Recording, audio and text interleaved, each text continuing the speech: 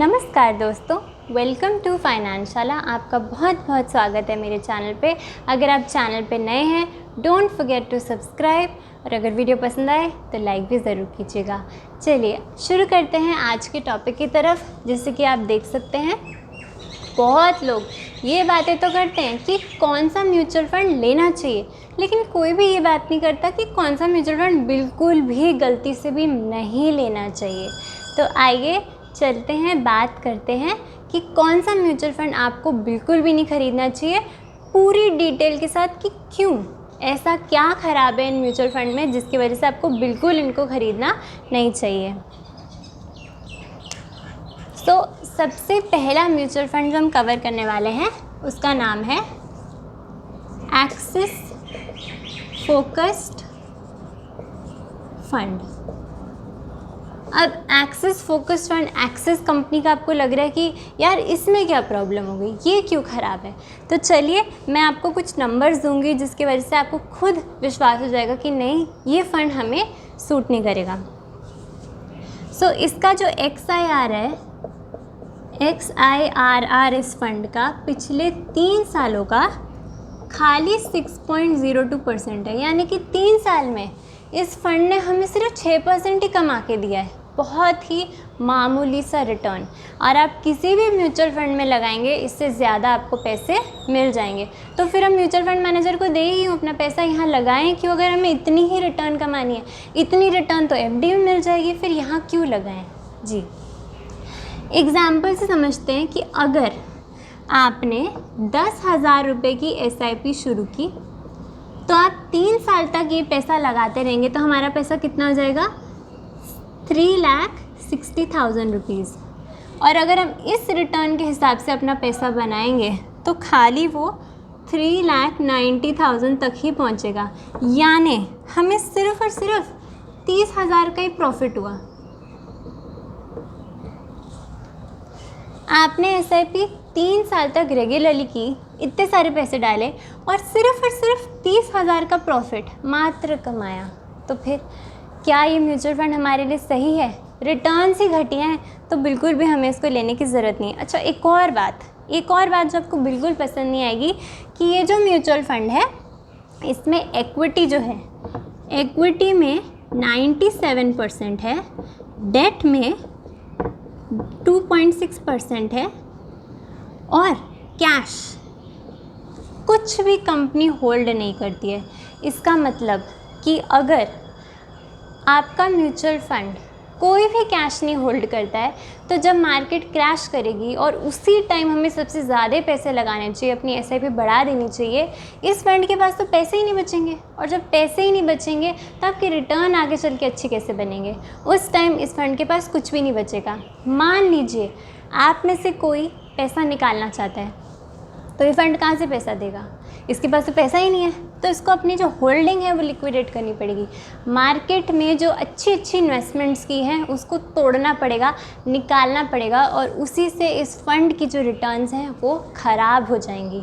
तो इसीलिए बहुत ज़रूरी है म्यूचुअल फंड मैनेजर्स को थोड़ा सा कैश भी होल्ड करें।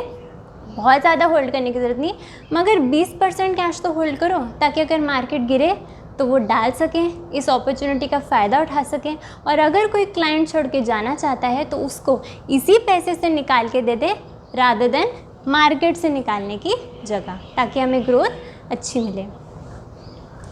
और एक और चीज़ जो मैंने पता की है कि इनका जो फ़ंड मैनेजर है वो बार बार बदलता रहता है, 6-8 महीने में नया फ़ंड मैनेजर। इसका मतलब कोई स्टेबिलिटी नहीं है। जो मैनेजर है अगर बार बार बदल रहा है, इसका मतलब जो फ़ंड है कभी भी अच्छा लॉन्ग टर्म में परफॉर्म नहीं कर पाएगा, क्योंकि एक इंसान अगर उसको चलाए तो अच्छे से चलता है, लंबे समय के लिए चलता है। इसका मतलब बंदे पे विश्वास है। और बार बार बदलेगा तो फिर आप तो जानते हैं नया पर्सन को सिखाने में, सीखने में टाइम लगता है, समझने में टाइम लगता है, और इससे पहले वो बदल जाता है। तो इसीलिए मुझे ये म्यूचुअल फंड बिल्कुल भी पसंद नहीं है, एक्सिस फोकस्ड फंड। दूसरा फंड जो है उसका नाम है UTI फ्लेक्सी कैप फंड।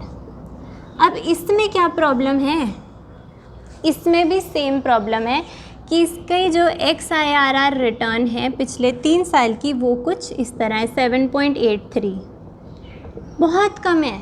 इसकी 6 थी, इसकी 7 है, क्या उखाड़ लिया? कुछ भी नहीं, है ना। तो इनकी भी रिटर्न जो है UTI फ्लेक्सी कैप फंड की मुझे तो बिल्कुल पसंद नहीं है। इसका मतलब आप लगा सकते हैं कि अगर आपने 10,000 रुपये की SIP शुरू की, 3,60,000 रुपीज़ आपने 3 साल तक मार्केट में लगाए, म्यूचुअल फंड में लगाए, तो आपका कितना पैसा बना? सिर्फ 3,92,000। 3,60,000 की SIP पूरा निवेश और 3,92,000 ही बना। इसका मतलब आपका प्रॉफिट तो कुछ बन ही नहीं रहा है। प्रॉफिट सिर्फ और सिर्फ आपका 32,000 का ही बन रहा है, जो कि बहुत कम है। दोस्तों, अगर आप म्यूचुअल फंड मैनेजर्स को दे रहे हैं, आपका काम है जॉब पे जाना, पार्टी करना, घूमना फिरना, लेकिन साथ साथ उनका काम ये कि आपके पैसे को बहुत अच्छी तरीके से संभाल के बढ़ाना। पर इतनी रिटर्न, इतनी कम रिटर्न तो कोई FD ना चुन ले। और दूसरी बुरी चीज़ जिसमें है, इसमें सिर्फ एक ही फंड मैनेजर है। दोस्तों, कभी भी म्यूचुअल फंड में एक फंड मैनेजर खतरे की घंटी होता है। 2-3 रहने ही चाहिए, क्योंकि 2-3 लोग अपनी एक्सपर्टीज़ लेके आते हैं, अपनी नॉलेज शेयर करते हैं और अच्छे डिसीजंस पे लैंड करते हैं कि कौन सा सेक्टर सही रहेगा, कौन सी कंपनी सही रहेगी। अगर एक ही फंड मैनेजर होगा तो डर लगा रहेगा कि कहीं छोड़ के ना चले जाए, उस पर पूरा भार होगा कि मुझे हर सेक्टर की नॉलेज तो नहीं हो सकती ना, मैं कितनी भी अच्छी क्यों ना हो, मुझे कितना भी मार्केट में टाइम क्यों ना हो गया, मुझे हर सेक्टर, हर स्टॉक की नॉलेज नहीं रह सकती। 2-3 लोग साथ में काम करेंगे, अच्छी जोड़ी बनती है और अच्छी तरीके से फ़ंड मैनेज होता है। तो ये कुछ बुरी बातें थी कि फ़ंड मैनेजर एक ही है और रिटर्न मुझे कुछ खास अच्छे नहीं लगे। मेरे हिसाब से फ़ंड लेने लायक नहीं है जब मार्केट में इतने सारे फ़ंड हैं। तीसरे फ़ंड की बात करते हैं, उसका नाम है ICICI प्रूडेंशियल सेविंग फंड। अब इसमें क्या प्रॉब्लम हो गई? ICICI प्रूडेंशियल सेविंग फंड, इसमें क्या प्रॉब्लम है? इसमें भी एक बहुत फंडामेंटल प्रॉब्लम है। अगेन रिटर्न्स, XIRR जो रिटर्न्स हैं वो बहुत कम है, 8.65%। मुझे बिल्कुल पसंद नहीं है, बहुत कम रिटर्न्स हैं। आप म्यूचुअल फंड से ये मान के चलते हैं कि हमें एटलीस्ट, जब इतने अच्छे अच्छे म्यूचुअल फंड खुल चुके हैं, 30% CAGR कमा के दे रहे हैं, तो फिर ये रिटर्न बिल्कुल भी काम की नहीं है। फंड मैनेजर इस फंड में 8 हैं। 8 मतलब खिचड़ी, मतलब बहुत कन्फ्यूजन कि कहाँ लगाएं, क्या करें, कुछ भी समझ में नहीं आएगा। तो ये भी अच्छी बात नहीं है। 2-3 फंड मैनेजर आइडियल होते हैं, एक बहुत कम है, 8 बहुत ज़्यादा हैं, तो ये भी अच्छा साइन नहीं है। तीसरी बात, इसमें इक्विटी, डेट और कैश किस तरीके से है? इक्विटी 18% है, डेट 17% है और कैश 60% है। दोस्तों, ये बिल्कुल अच्छी बात नहीं है। ये लोग पैसे पे बैठ गए हैं। 60% पैसा अगर आपका मार्केट में निवेश नहीं हो रहा तो ये बिल्कुल अच्छी बात नहीं है। आप देख सकते हैं हम बुल रन के में हैं, बुल रन का टाइम चल रहा है। इसका मतलब कि इससे बेहतर टाइम मार्केट में अगर आपने 2 साल पहले निवेश किया होता तो आज आपको इसका फल मिल रहा होता। मगर ये तो पैसे पे बैठ चुके हैं। 60% पैसा इनको समझ नहीं आ रहा कहाँ लगाएं। तो अगर इस मार्केट में भी समझ नहीं आ रहा कि पैसा कहाँ लगाया जाए तो कब लगाएंगे, किस टाइम पे लगाएंगे? मतलब फ़ंड मैनेजर को हो गई है कन्फ्यूजन।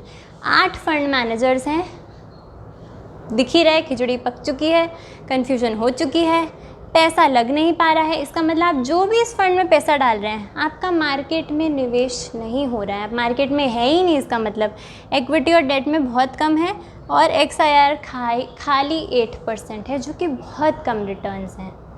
तो दोस्तों, 3 म्यूचुअल फंड्स मैंने आपको बता दिए जो आपको बिल्कुल नहीं लेने चाहिए, मगर ये मेरा ओपिनियन है, ये कोई रेकमेंडेशन नहीं है, कोई सजेशन नहीं है, खाली एजुकेशनल वीडियो है। मैं यही चाहती हूँ कि आप समझें कि आपको क्या करना चाहिए, क्या नहीं करना चाहिए। आसान भाषा में, आसानी से मैं आपको ट्राई करती हूँ कि आपको समझ में आए कि अगर आप म्यूचुअल फंड में SIP शुरू करना चाहते हैं, लमसम करना चाहते हैं, तो कौन सा म्यूचुअल फंड अच्छा है, लेकिन साथ साथ किन म्यूचुअल फंड से बच के भी रहना चाहिए एज अ रिटेलर, क्योंकि पैसा बहुत कीमती होता है, बहुत मुश्किल से कमाया जाता है।